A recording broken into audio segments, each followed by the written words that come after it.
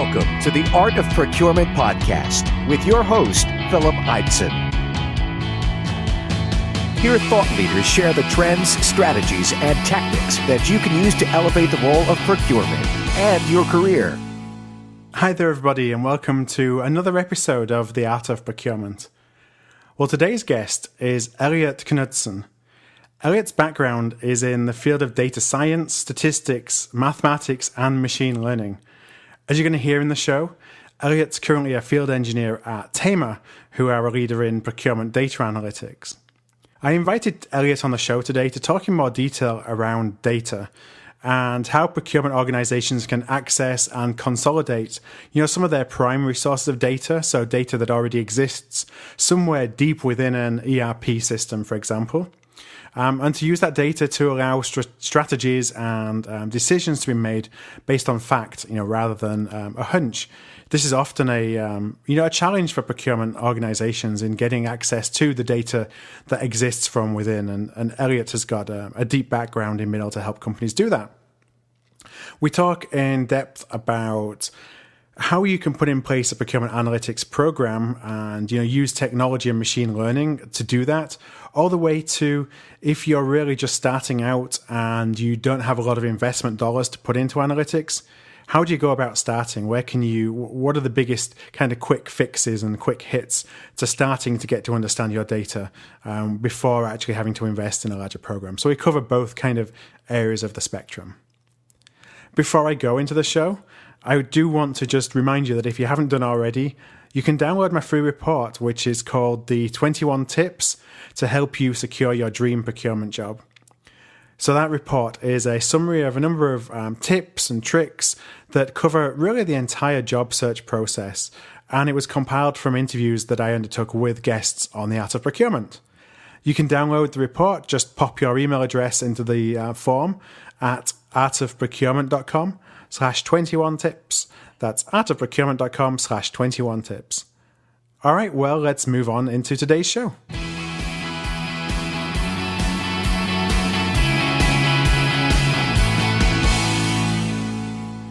So hi there, everybody, and welcome to today's show.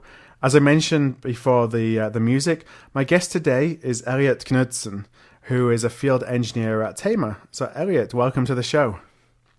Thanks very much for having me. So Eliot is an expert in the field of data science. And what attracted you to the field?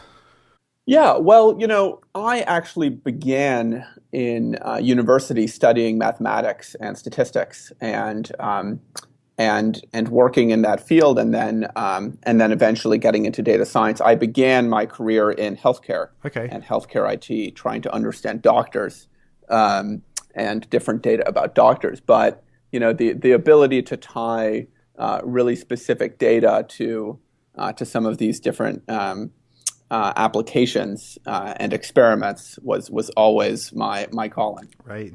And then how did you come to find yourself working in the procurement field and kind of applying that background and that expertise to procurement?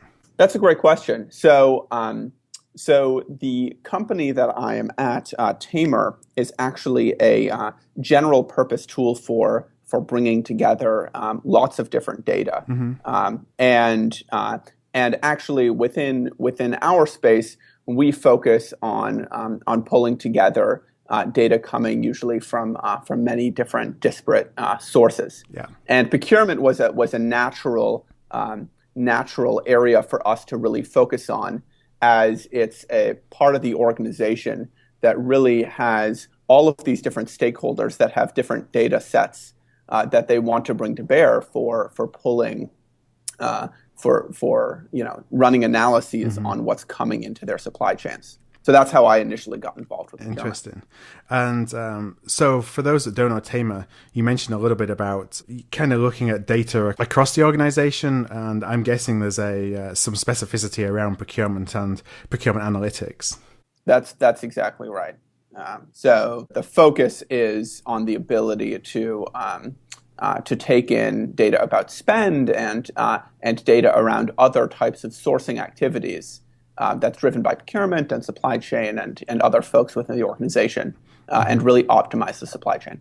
Okay, and The reason that we're talking today is that really to talk about procurement analytics and specifically how procurement departments are able to access and really subsequently lever their own primary data sources to make more informed decisions and to help drive procurement performance. Because from my perspective, I've always found that as a little bit of a challenge, but also it's kind of fundamental to the value that procurement can create for its organizations is having access to that data. So before we really get into things, what I'd like to do is kind of go 101, basic level for a minute.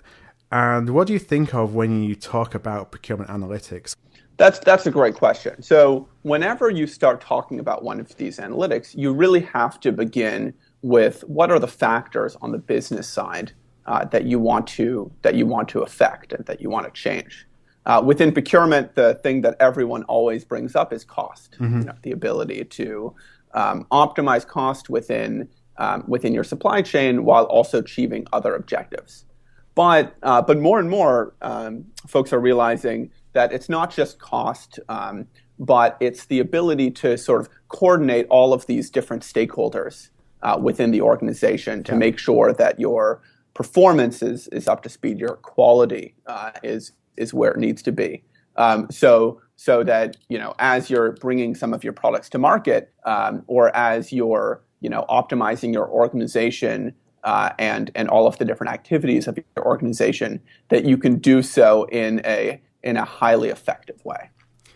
And there was a really interesting study, I think, that Tamr undertook last year to get a better picture of how organizations are performing or how they're actually able to do that, whether they think that they're leading edge in terms of getting access to data or that they really know that they have a difficulty. And there were some findings that I was really interested in kind of talking through that I picked out when I looked at the report, just to get your perspective on them, because I think that they give a good background and overview of where organizations are typically today in terms of how they lever procurement data.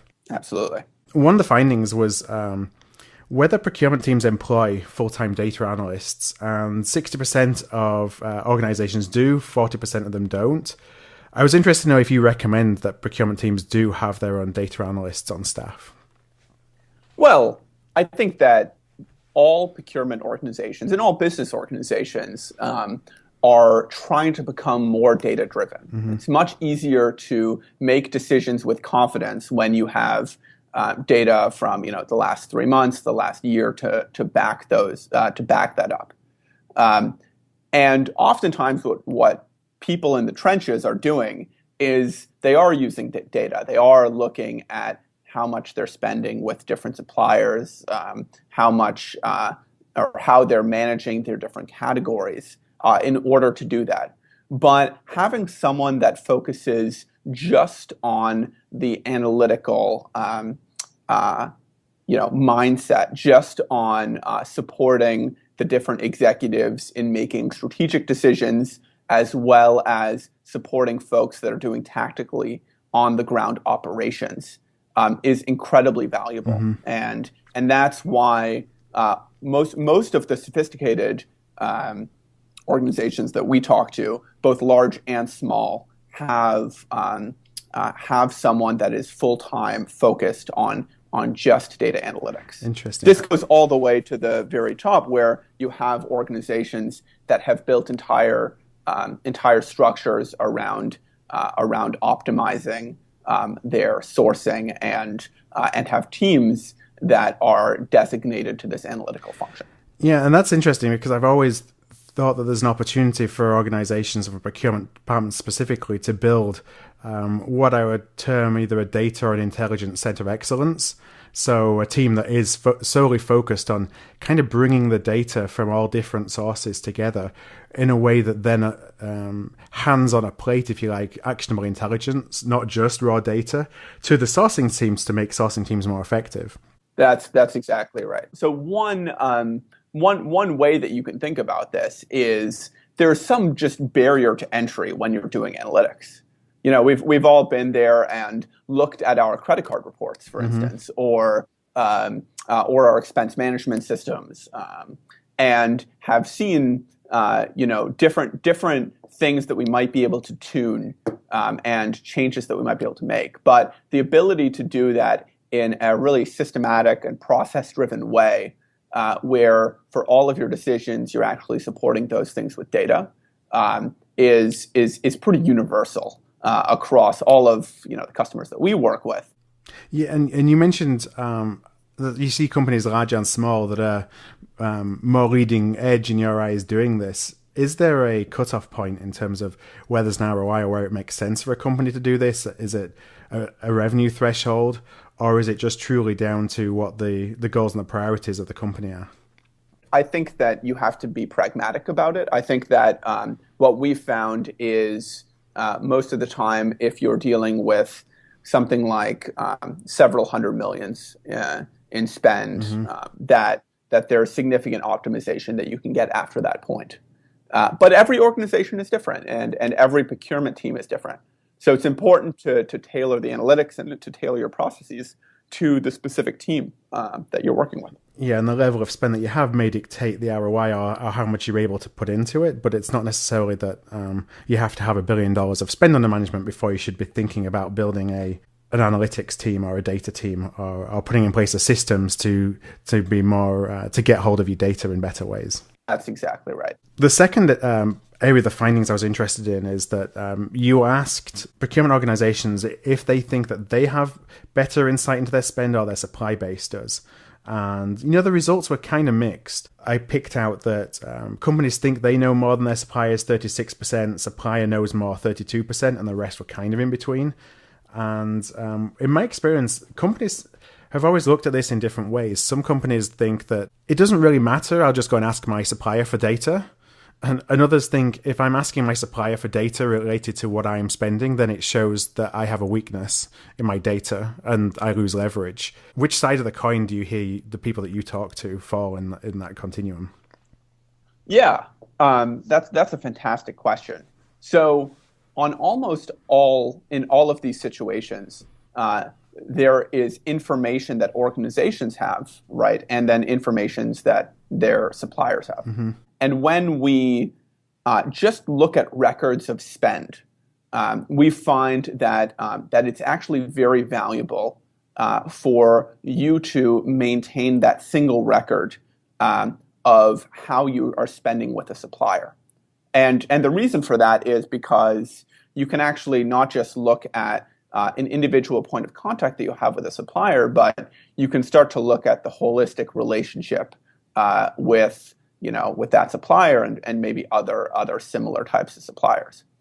But it doesn't actually just stop with how much you're spending with the supplier. There's other information. EDI is a very has been around for a very, very long time. Mm-hmm. But there's all sorts of information that in general folks on the procurement side are exchanging with their suppliers. What do lead times look like? What is the expected quality of specific individual materials or components, and the ability to be able to exchange and have that really good communication with the supplier, we've actually found ends up leading to much better supplier relationships. Okay. So the next question was that prospects and clients were asked and procurement organizations were asked if better reporting and analytics would save money for their company.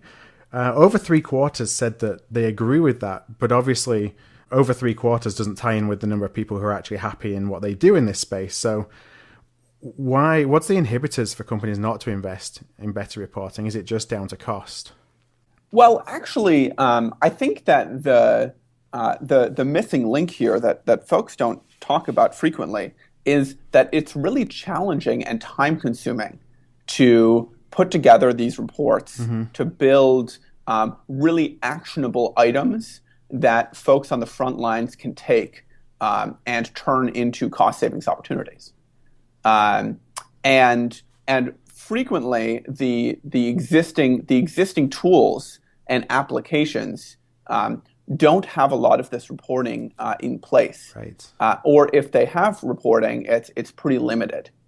So I think what this speaks to is a realization that folks on the procurement side are coming to, which is the ability to pull together different information from the stakeholders and also to have more actionable insights is going to be the thing that in the 21st century is going to drive a tremendous amount of cost savings.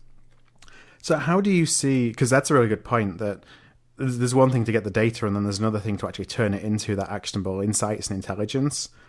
How do companies embark on that? So once you have given them access to their data, what do they do with it? Well, the first question is, what sort of data do you have? Mm-hmm. I think that the idea of having spend data for companies is very, very appealing. But depending on the different applications, the different systems, spend data can mean many, many different things. There's an understanding maybe at the GL level of specific spend, but getting down to the individual transaction or invoice level of spend in a granular way can often be very challenging. But that sort of level of detail is what's necessary in order to take action on some of the different opportunities. Right. If you understand, that you're buying paper for your company, but all that you can see are how much you're spending on office supplies, you don't necessarily have the level of detail where you can negotiate with your paper supplier, or you can find an alternative supplier for that paper, or you can do something more sophisticated like lock-in pricing for paper, for instance. And it's having those data sets that are in a place where you can do analytics, which is the challenge that organizations normally have. Do you find that most companies have access to that invoice level data or details, or is it something that you have to help them put in place when you engage with them?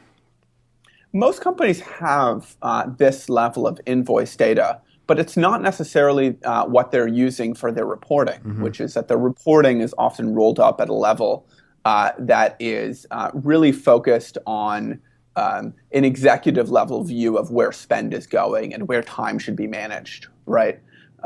If you see your office supply spend go up significantly year over year as a bucket, that's useful for an executive to know that some category manager needs to focus on reducing costs in that area.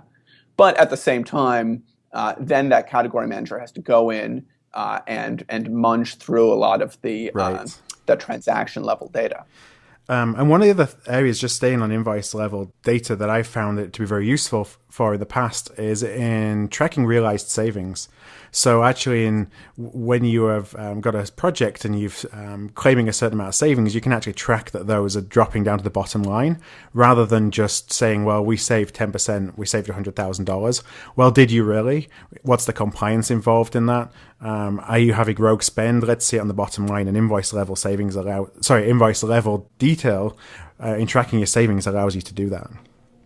That's exactly right, and the sort of taking that a step further, what we often want to do in these analytics is for every invoice that's being made, we want to offer some sort of recommendation for a behavior change, for a negotiation suggestion. And by understanding that recommendation and whether or not those recommendations are accurate or being taken, that's how you can really understand your realized ROI and your realized, cost savings. One of the other, before I have actually questions on more types of data sources, but I just wanted to close on the survey and the last question on the survey, and that was that less than 20% of companies that actually implement procurement analytics systems and tools are actually happy with what they've got.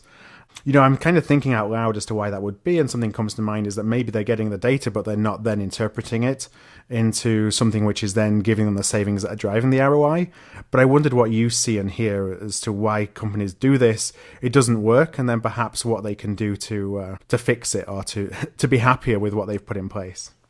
Yeah, absolutely. The biggest thing that we see is that folks that have these analytical solutions are actually usually very, very happy with the analytics themselves.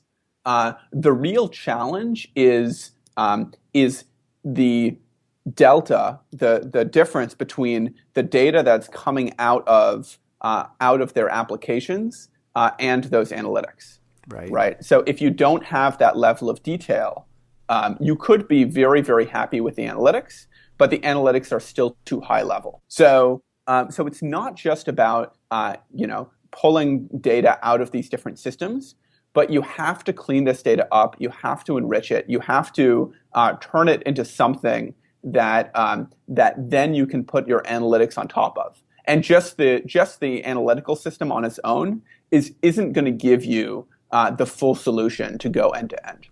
So how do you go about cataloging and cleansing the data then to make sure that it's at least at an appropriately similar level that you can then make it into, combine it into data that makes sense, especially when I'm guessing you're usually working across multiple ERP systems, for an example? Yeah, that's a great question. So how most people do this today is that they'll do it manually.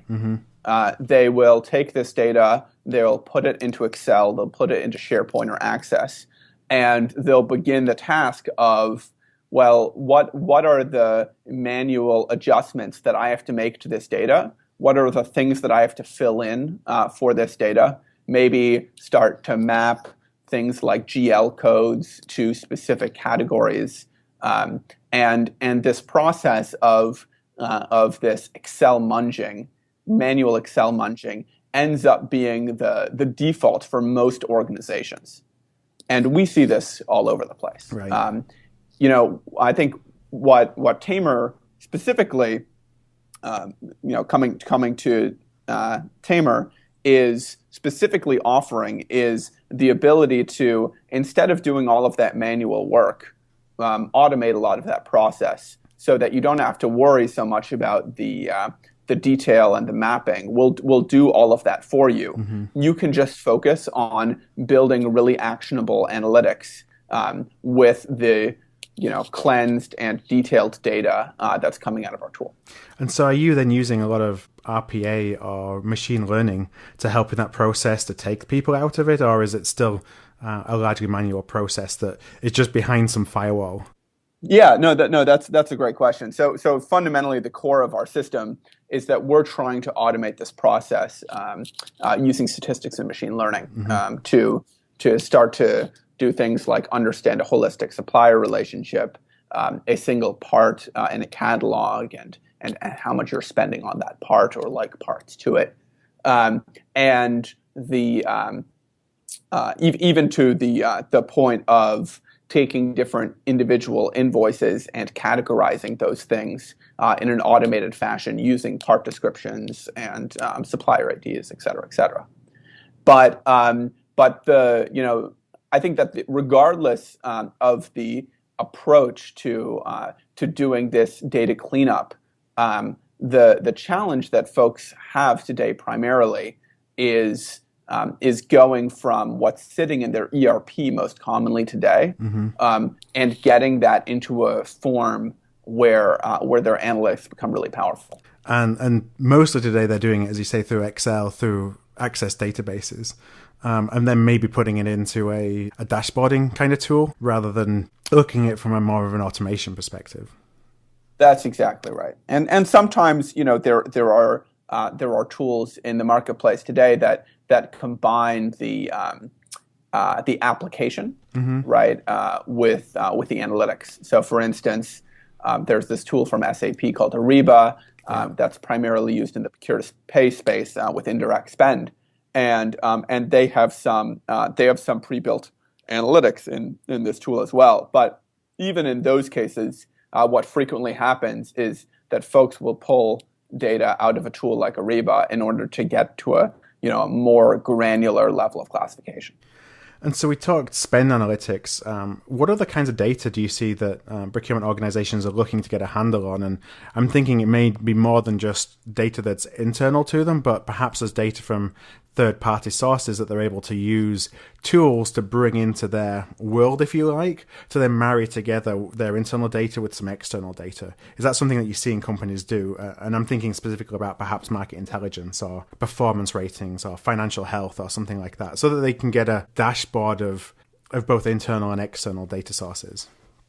Yeah, that's a great question. So So what folks are doing today is the ability to benchmark their organizations against external organizations is really valuable. So understanding of my competitors, they are spending approximately, to go back to the office supply example, they are spending roughly 10% of their overhead on market supplies, and we're spending 13% on office supplies.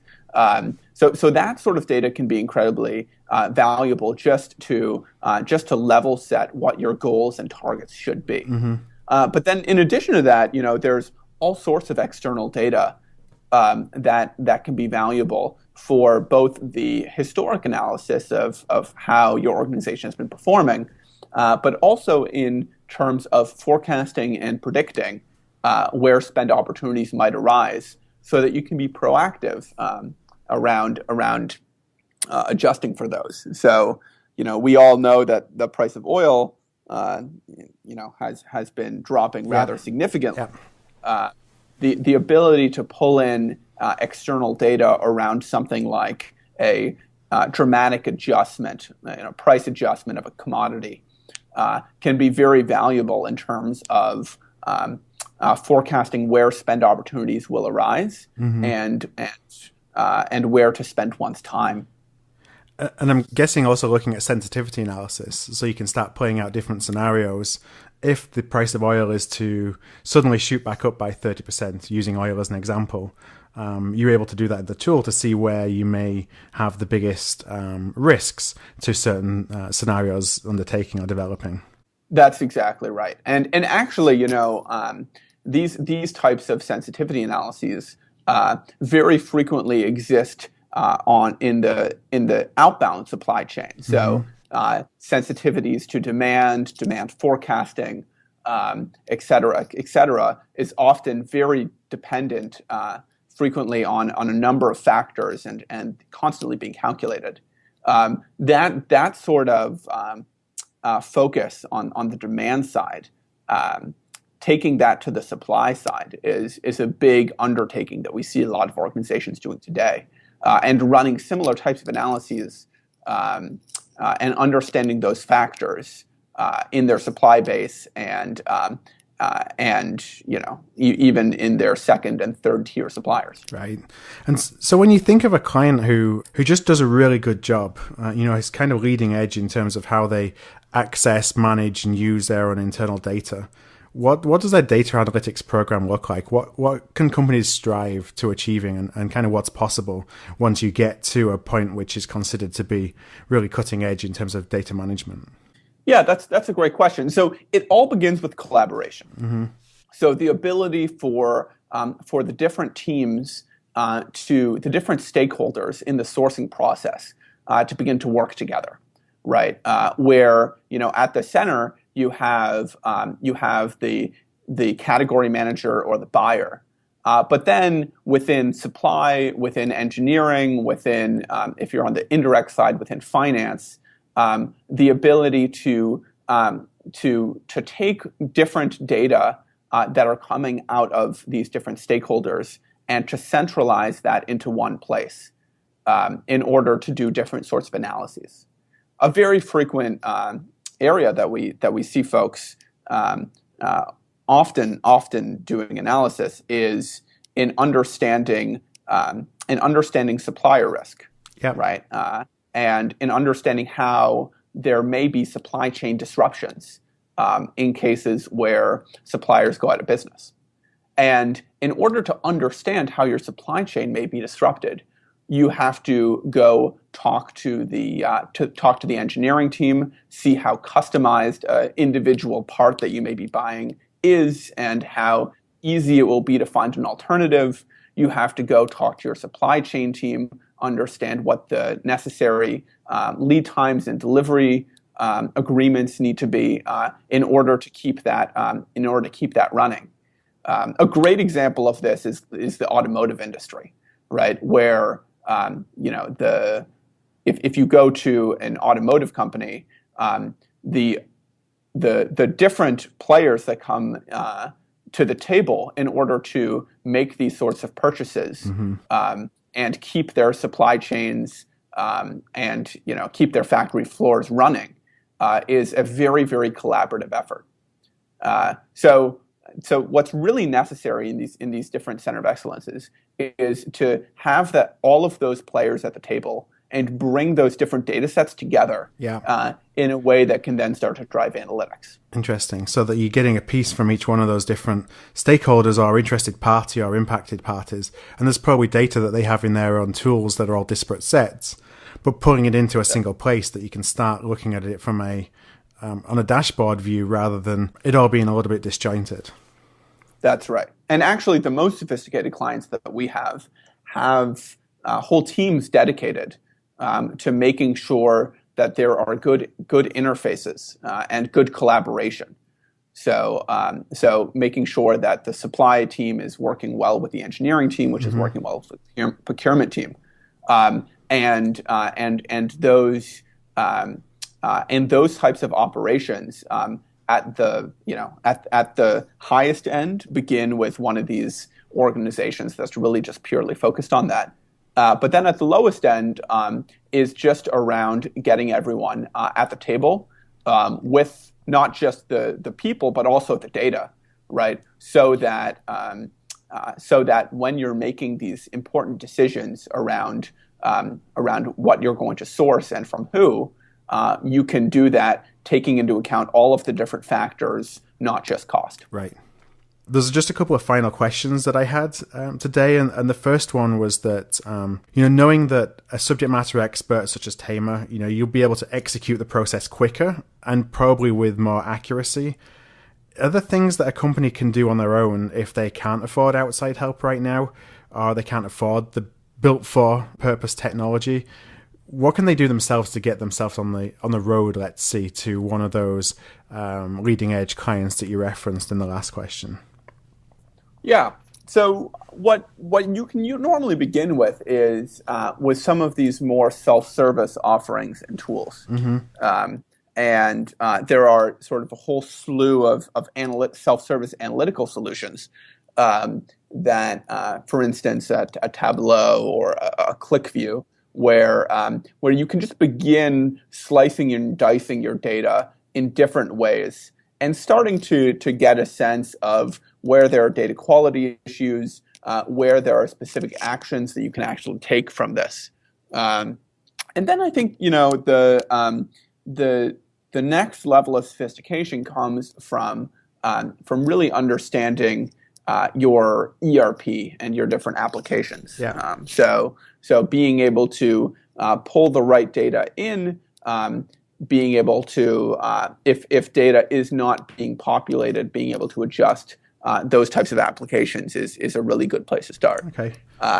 But Excel is actually, Excel is a fantastic tool, and lots of times we deal with organizations that are too complex for the beginnings with Excel, but it can be a really good place to start for less complex organizations. Okay, those are some great tips, because I know that a lot of people will, like myself, kind of understand the value of the analytics and recognize what you can do with the outputs, but don't necessarily know where to start and don't necessarily as well have the ability to go and invest off the bat. But I think early results then demonstrate the ROI, which then help think about, well, is this something that we can take to the next level? That's right. My last question then today is, so a company is starting to look at putting in place some kind of analytics or data analytics program. It's something that they can use one of the tools that you just mentioned, but they can't necessarily invest in a team yet or even a specialist to manage that. What kind of skills would you recommend they look for in a person, maybe it's somebody within their own team who could lead the charge, who would be well positioned to kind of start the process of thinking in more detail about data and leveraging data? Well, the first thing that's really, really critical for any data scientist is to understand the business and to understand the types of processes that folks are looking to improve, the really actionable insights where you're not just providing reports and dashboards, but you're actually providing something that will be used in these different scenarios. And then, combining that business expertise with a technical understanding of analytics and statistics is the sort of the next critical ingredient. Okay. So the ability to design what some of these analytics may look like, to think about experiments to run so that you can start putting together a more rigorous program and invest cumulatively into your analytics rather than just one-off idiosyncratic projects. Well, Eliot, I sincerely want to thank you for your time today, for sharing your knowledge and experiences around data and spend analytics and procurement analytics. I think that today, kind of my intention was to be high level, to understand a little bit more what the opportunity is. And at some point in the future, I'd love to go into more of a deep dive. So some of the specifics and maybe some of the more technicalities, because I think there's a whole lot more to this subject than obviously we could cover in 30 or 40 minutes today. Absolutely. I would be loved to. Great. Well, if anybody would like to follow up with you, what's the best way for them to contact you? Yeah, the best way to contact me is just to shoot me an email. And I'm at Eliot Knudsen, or Eliot.Knudsen@Tamr.com. Okay, great. Well, what I'll do is I'll include your contact details along with a summary of today's discussion in the show notes. Those are going to be at artofprocurement.com/data. That's artofprocurement.com/data. And anybody who would love to connect further with Eliot and discuss Tamr, that'll be the best way to reach out. So, Eliot, thank you very much once again. Thanks so much, Philip. Thanks.